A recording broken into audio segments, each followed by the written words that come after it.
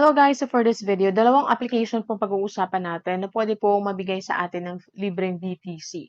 So dito po pala makikita nyo yung inyong balance. So later, papakita ko sa inyo kung paano tayo mag-payout. At dito po pala, Google account lang po ang need po ninyo. So this is the first application.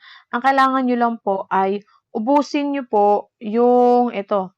Kung ilan po na yung nandyan na circle, dapat po sila lahat ay nakatusok po dyan. So example po ganito. So, level 1 pa lang po ito. Okay. So, ayan. Tapusin po lang po natin. Ayan siya. Okay, so level 2. Okay, tapusin lang natin. At ito po ay pwede po nating ma-payout sa Coinbase, sa Binance, kahit po sa coins.ph ay pwede po natin itong i-payout. So, ayan siya. So, dito natin makikita yung ating again, yung magkano yung coins na nakuha natin. Dito yung home, ito yung settings.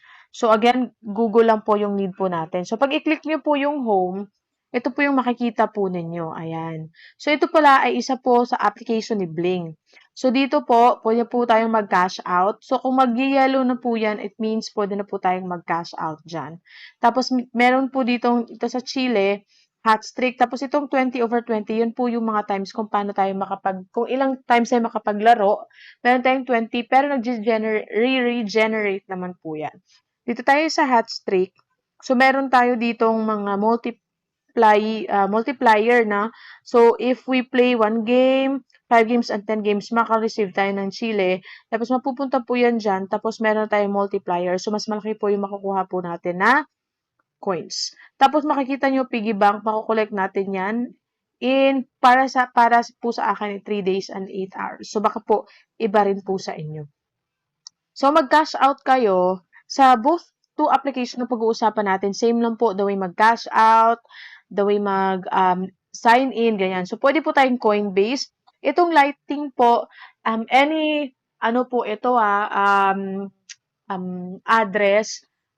Kasi ang maganda sa Lighting, mabilis at saka konti lang, maliit lang po yung fee. Tapos meron din po tayong PayPal dyan. So pili lang po kayo, pwede po ito Ethereum at pwede din po itong BTC. So for this application, ganun lang ang kailangan nyo pong gawin. Lalaro lang po kayo ng food fight, okay? So, ang second application pa, ito po si Ethereum Blast. So, pwede po again dito Ethereum at BTC. Same lang po dun sa unang application na ipinakita ko sa inyo kung yung mode of payment po niya. So, ayan, nandito na tayo sa second app. So, ito po pala, ang mga apps na po ito ay Bling apps po ito. And sa mga nanonood or if yung matagal na po kayo subscriber ko dito, talagang legit na legit po itong si Bling apps, okay? So, dito naman, paano siya gagawin? So, click lang natin tong play. So, same lang again ng mode of payment, same lang kung paano tayo mag-payout, same lang din po kung paano po tayo mag-sign in. Dapat po yung email po na gagamitin natin dito para makapag-payout po tayo ay same po lahat para po ma-accumulate po natin yung ating mga coins na nakuha po dito. So, for example, email mo dito ay juanluna@gmail.com. Dapat po sa iba pong application na galing kay Bling, na Bling yung developer, dapat po juanluna@gmail.com pa rin. So, ganun lang po laruin to. Tap mo lang. Ayan, napaka-easy lang talaga. Tapos, mabigyan ka na po ng coins. Ayan, meron tayong 135. Okay, tapos click play ulit. So, ayan, meron na tayong Chile. Okay. Ayan, so click play mo ulit. So, dito may na tayo, Chile. Tapos, click lang natin yan. Tapos, click lang natin tong play para bumalik po tayo dito. So, dito, yan yung mga kailangan mo ma-fulfill. So, tap mo lang yan. Ganyan lang. Okay, so tap lang, blue at saka red yung kailangan. Okay, so tap lang talaga dahil mabilis lang naman to kahit yung mga bata, pwede nating palaruin dito kasi yan, maganda po yung app. Okay, tapos while you're playing, kumikita din po kayo. Ayan, kahit pa konti-konti at least meron, 'di ba?